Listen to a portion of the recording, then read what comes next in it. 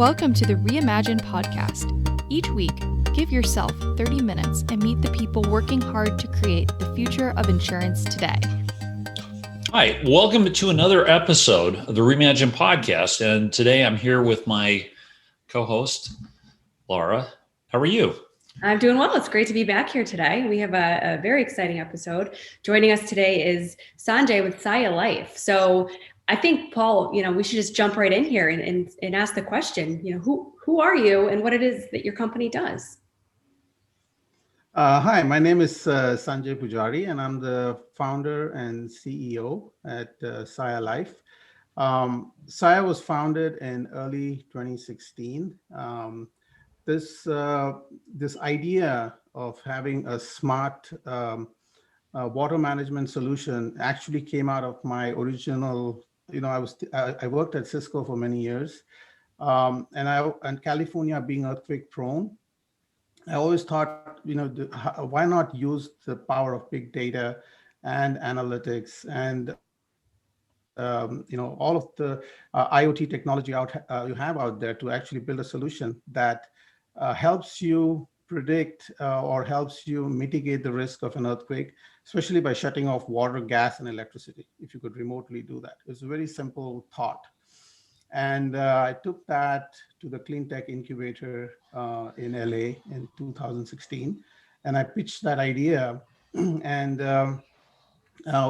working with the Los Angeles Water and Power, we kind of focused on water. We honed in on water because water seemed to be causing the most amount of impact, but there's the least amount of technology that has been used to kind of bring the importance of water out. So it's a diminishing resource, and that's where we put our focus in to try and provide the knowledge of water for water that enters into a property. It's a pressurized pipe. Anything can happen. Water enters a property and it causes damage. There's risks associated with it. There's costs associated with it. So that's where we kind of focused on. Yeah, well, water, again, speaking from the insurance standpoint, water is a horrible culprit of claims. And, as people have found out in areas that get hit by hurricanes and stuff, where the water came from is has enormous impact on who pays for the claim. Did it come from the septic system and back up in the house? Did it leak inside the house and come in?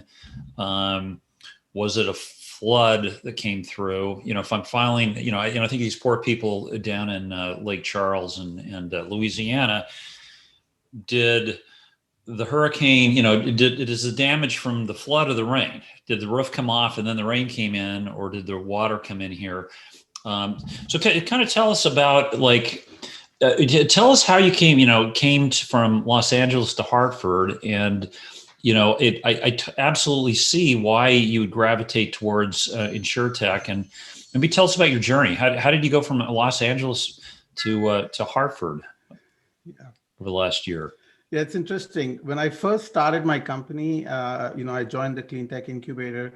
That year, 2016, I figured the business model has to be talk to insurance companies, work with them, and then because claims, 25% of all claims is water related. And, there's not much information for insurance companies to actually underwriter or the actuary to actually understand how to write policies for a specific location without even knowing what the risks are. So with that in mind, I went and talked to a lot of insurance companies. I spent a better half of 2016 just talking to insurance companies. But they all would come back and tell me, do you have data? Do you have, have you deployed solutions out there? What's your market looking like? So that entry point did not exist through the insurance companies. So I had to then pivot and go after, builders and multifamily, because, if you look at multifamily, they actually have sub-meters to charge for water use. And if you look at the sub-metering industry today, it is very old technology, or it's just focused on one thing, which is billing. So we went and kind of disrupted that market, and we added risk management. We added a mobile app for the tenant. We have touch points to each and every stakeholder in the water economy. Now we started deploying our solution out in the market. We had traction. We have a lot of data points. We have customers. And that's when Shana and Rachel kind of reached out, talking about, hey, this is a prop tech, and the corporate partners are all these insurance companies. I'm like, yes, this is the right time now to go back and talk to the insurance companies, because we have data, we have all of these things available. Now I want to go and talk to these insurance providers and see, does this data make sense, or is there a platform that we can build that can be a window for the insurance companies to actually look at the data that's useful for them to write policies and other things. So that experience at Hartford was really good, because I got to sit in front of top executives from Traveler, Hartford Steam Boiler, the Hartford, all of these big players, telling us what the problems are, what are they looking for, what is it that we should work on. It was really helpful. So I actually now have a couple of pilot projects that I'm working on. It's still slow, but I'm pretty confident over a period of time we will have a lot of good information for them for these projects. So that's kind of the journey. I mean, my first target was insurance company. Then I had to kind of scale back, do something else, get all the data points available to then go back again. And I got that opportunity with Upward Labs, which I'm very grateful for. Was there anything that surprised you from those findings? So you talked about, your journey and going back to where you initially thought you were going to be. Was there anything specific that you learned along the way that you wouldn't have thought of that first go around?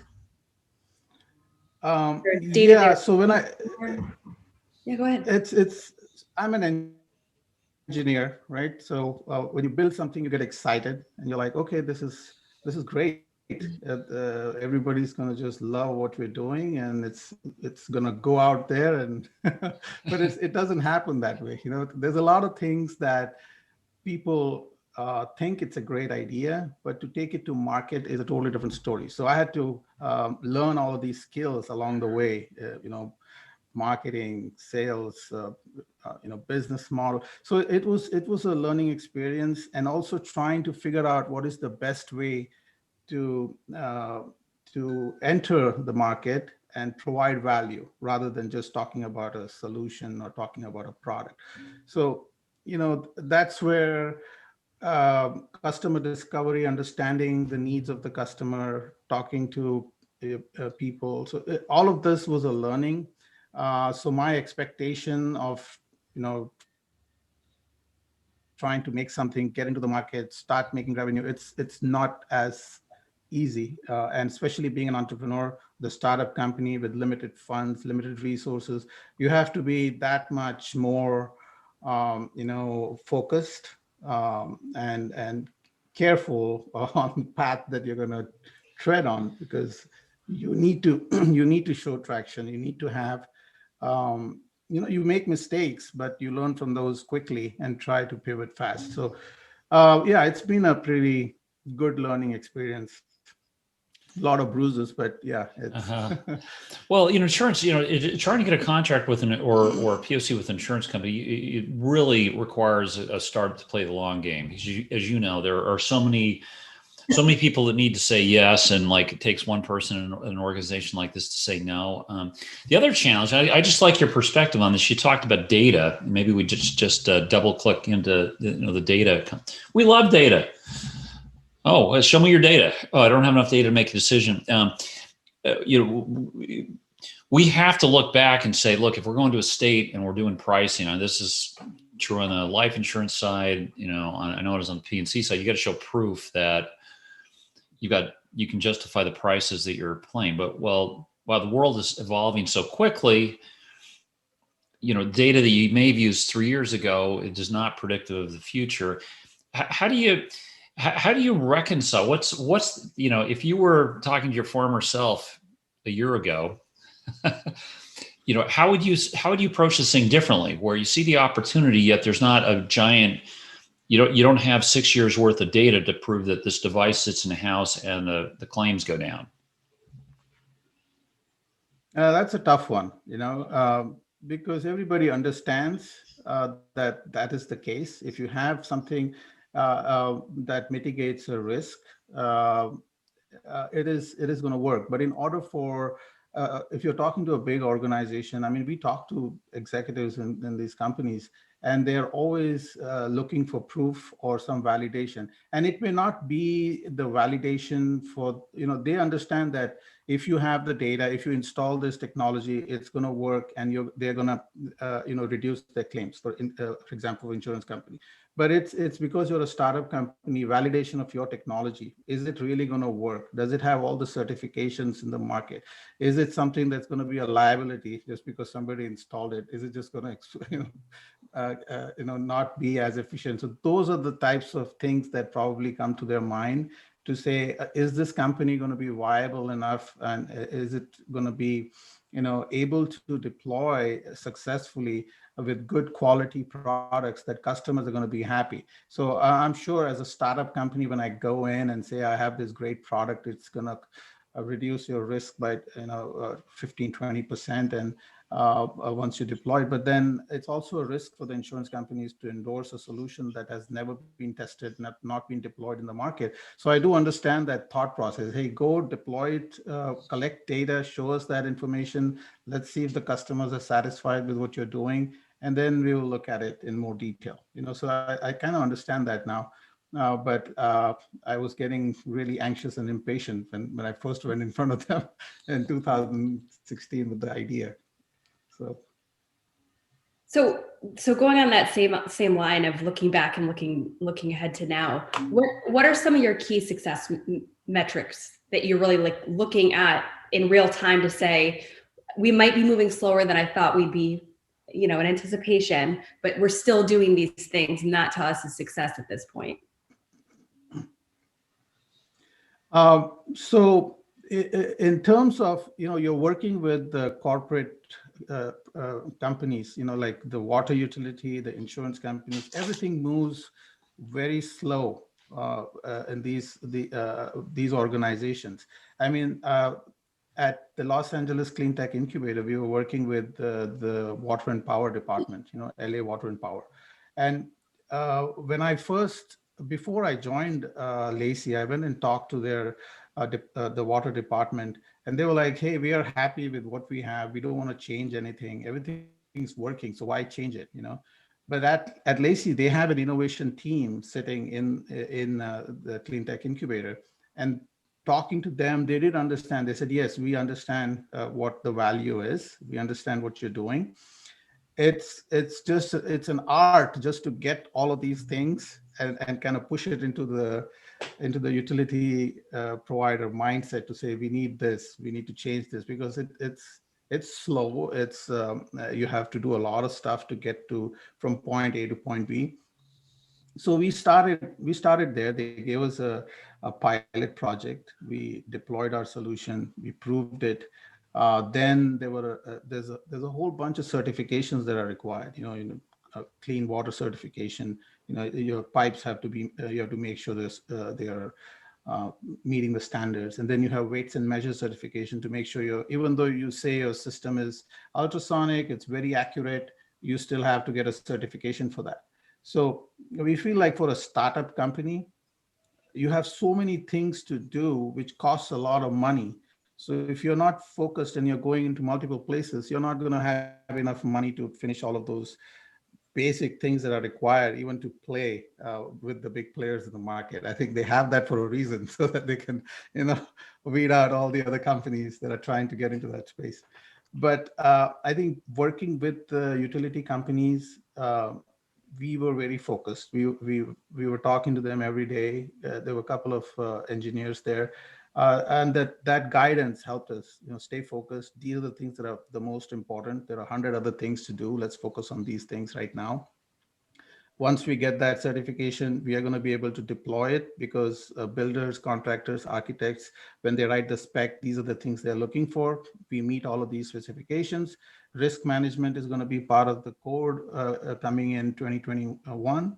That's going to be part of the plumbing code. So we are already there. We have a solution that's fully equipped to manage and mitigate risks, right?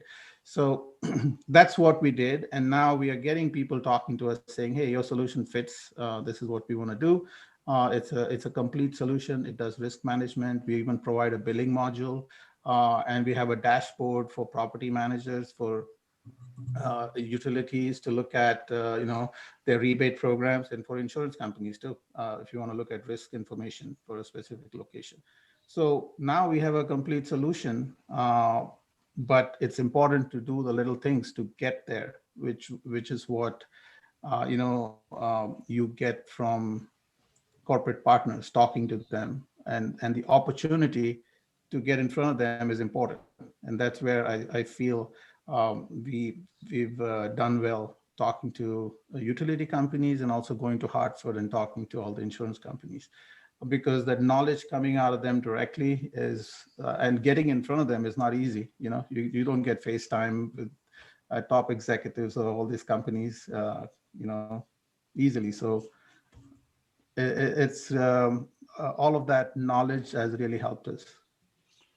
Yeah, so I guess you kind of alluded to the competition. It looks ferocious, between smart homes, smart buildings, just sort of the category you're in, because water, we we don't exist without water. How do you think this? If you think ahead 5 years, what does this market look like? If I'm an insurance company, do I need to be able to API into 300 different devices and solutions and price appropriately? Am I going to be sort of dictating, here's the solution you use and I get a discount if you've got the particular system I'm looking for? Yeah, so we have looked at this multiple different ways, talking to insurance companies. So how do the insurance company play, or how do they kind of work with us? Is it okay if a customer installs our solution, you get a rebate or a discount, a policy discount? Is that what it is? So we thought about that. A lot of people are trying to do something like that as well. But what is it that the insurance company really needs? What are you looking for? You're looking for information. You pay, companies like Verisk a lot of money. There's a lot of risk data companies that give you all of this information, right? So if we can collect all of this information about risk in a specific location, risk for user behavior, whether it's risky appliance and fixture efficiency. If we can provide all of these information at a higher level, would that be beneficial for the insurance providers to look at this data and then make a decision on how they do their or write their policies? So we are looking at two different things, whether data is important and whether we should be able to provide this data to the insurance companies. And then if they find value in that data and they're able to provide policy discounts, then they could give us a small piece of that pie to see, okay, we're giving a policy discounts based on your information. Okay, we'll give you a small percentage of that. Maybe that's another route we could talk about, instead of saying, okay, if a customer buys our product, you give them a discount directly, because you haven't seen whether it really works or not, or is it really valuable or not. So we want to be able to create a value system where we give you something that you can actually use, and then based on that, when you reward your customers, you can give us a small piece of the pie. It's the same thing like your good driver discount, right? What do? At the end of the year, you kind of get a little questionnaire where they fill out stuff. Hey, I drove this many miles. I have a master's degree and I have no tickets. That's the same kind of information. You want to look at real information. We are giving it to you about water. So Yeah. That's what I discussed with some of the insurance folks when we were at Hartford. So Yeah, let's see it's how that almost an works out. interesting way to think about it, right? Because in that context, the question I guess becomes then would you become a data or an information company that uses your hardware platform That's to it. prove that service? So it's interesting approach. Yeah. You know, it's well, listen, you're on a very interesting journey, and I guess the last question I have for you, Sanjay, is like how has COVID impacted your business or the parts of your business that companies have found most attractive over the last 6 or 9 months? Yeah, it's a good question. So I remember we finished our program at Hartford, and then we had this big demo day. It was supposed to be in Hartford, so we had to all run back to our our homes, and then we did a remote Zoom meeting where we did the demo day. Uh, we were doing pretty good till that time, till March. Our revenues were up. We had customers and we had a lot of projects lined up. But right after the pandemic hit, everything shut down, and we had this quiet time for a few months. And what did we had to really think about what we want to do as a company, because things had slowed down significantly.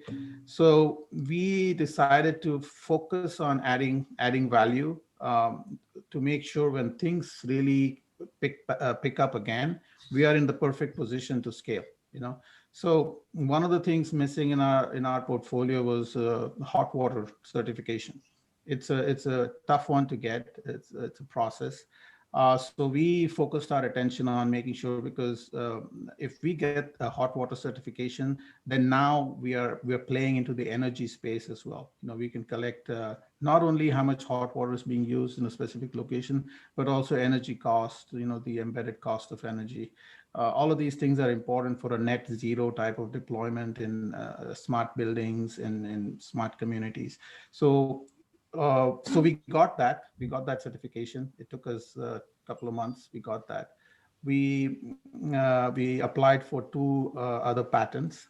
So we got one patent and we applied for two more. And then we also are testing a water quality sensor that goes in line to our meter. So we focused on that because with COVID, people are more careful about air quality, water quality. All of these things kind of get elevated. People are spending more time at home now than ever before. So they pay more attention to these things. And in my home we have a water filter, but I don't know why we bought it, or what's wrong with our water. I have no idea. My wife just got it. Spent a couple of grand for it. I don't know. So if you have a water quality sensor that tells you what's wrong with the water, then you can go and buy the right kind of filter if you need it, right?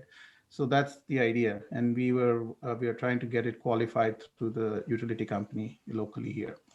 And we are also cleaning up our act as a company, getting more lean, trying to make sure as a startup company, we talk about challenges. What is a bigger challenge than code? You can't even think about that. It hits the startup companies the hardest. So thankfully, we things are picking up now. We have a few projects that we're working on.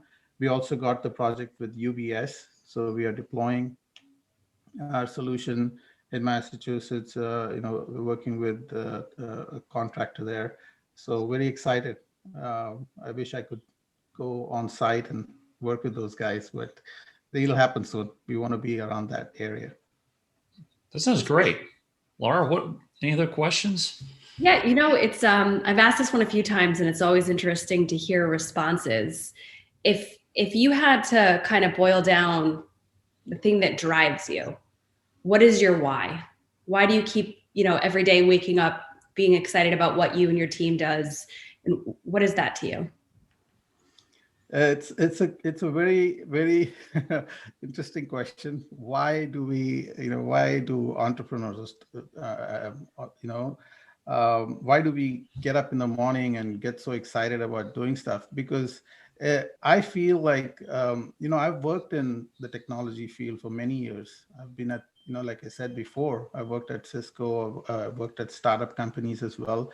And the things we use the power of IoT and big data and all of these things to build solutions that, to me, it just makes us more inactive. We just, you want to turn the lights on and off from where we are. We want to listen to stuff.